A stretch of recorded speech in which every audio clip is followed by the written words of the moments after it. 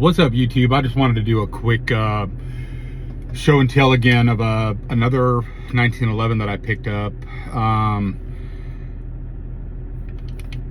This is in its final form. I'm actually on my way to a 1911 gunsmith that actually builds custom 1911s that I found locally to where I live in the state of Oklahoma.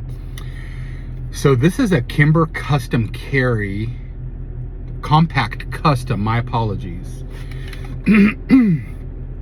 So the little town city that I live in has a gun shop, and he doesn't have the best selection or variety, but the last few times that I've been in there, I've seen this Kimber and I was like, why the hell is that thing priced so high? So it is very worn.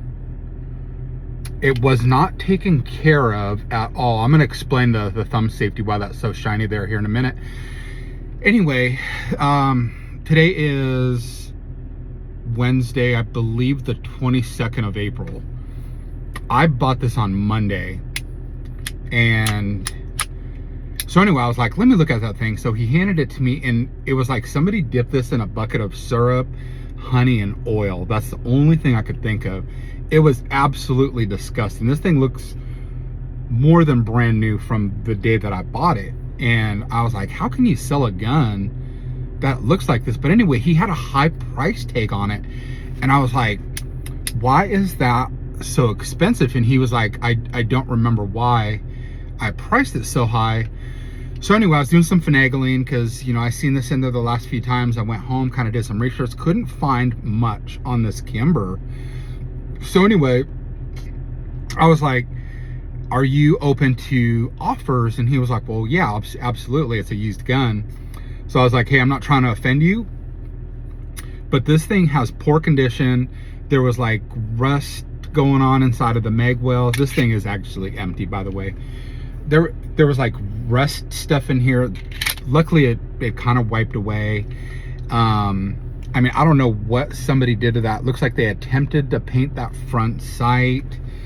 I mean, it's definitely worn. So anyway, I got it home, tore the whole thing down.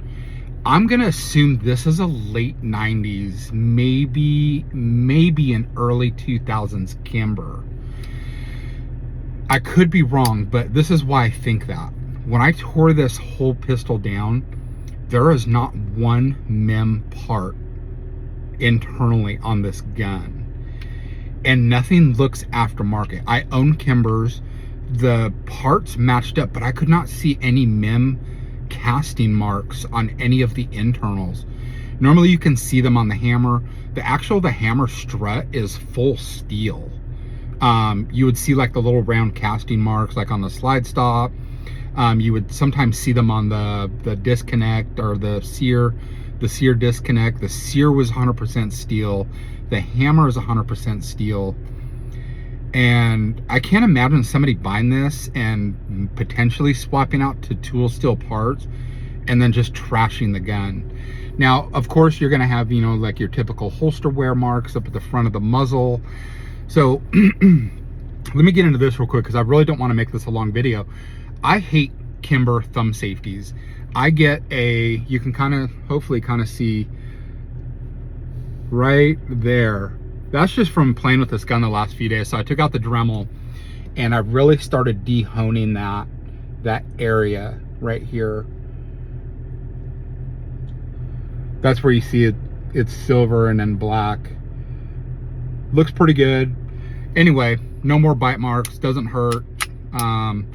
I did order a set of grips and a magwell through, not through Kimber, but a Kimber magwell for this pistol. Some Kimber grips, a new recoil spring, and that's it. Oh, and a holster.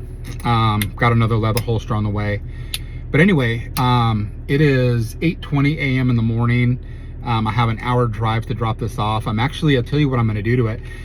This guy specializes in stippling 1911 front straps. He also does front strap checkering, but his stippling job is a lot faster and much cheaper. And then he's gonna re-Cerakote the entire pistol. And he's actually given me a really good deal on it. I met him a little over a week ago. He worked on another one of my 1911s. I found him on a whim, and I'm excited.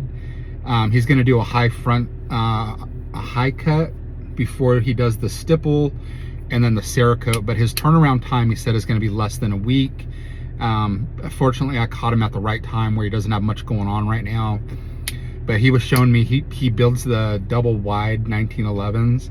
Man, those things are sweet. And some other 1911s that he's built from the ground up. And maybe in my next video I'll tell you a little bit more of his background. But I will say this: I guess he lived in Israel for about 15 years. He worked for Bull Armory for 15 years before moving to the States. So he's definitely knows his way around a 1911. But anyway, back to the Kimber. Just want you guys to see it in its final stock configuration, I guess you would say. Another thing too is I really inspect the barrel.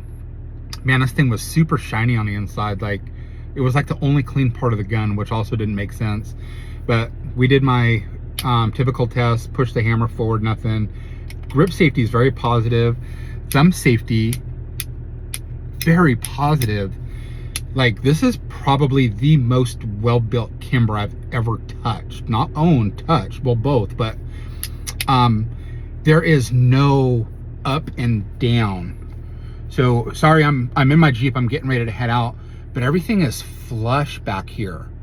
Like, there's no, doesn't look like a Jenga board. Or, I mean, this Kimber was built during the time, I think, when Kimber's reputation was good. No barrel movement off, super tight lockup. Yeah, that's it. No box, just came with this one little 7-round mag. I have a couple of Wilson combat mags for this compact that I was luckily able to find it at another local gun shop. But this is going to be a part of my carry rotation once it comes back. But when it comes back, I'm going to do a follow-up video with some other 1911s that I had kind of worked down on it and kind of update. So anyway, keep it at 7:30. Take care, guys.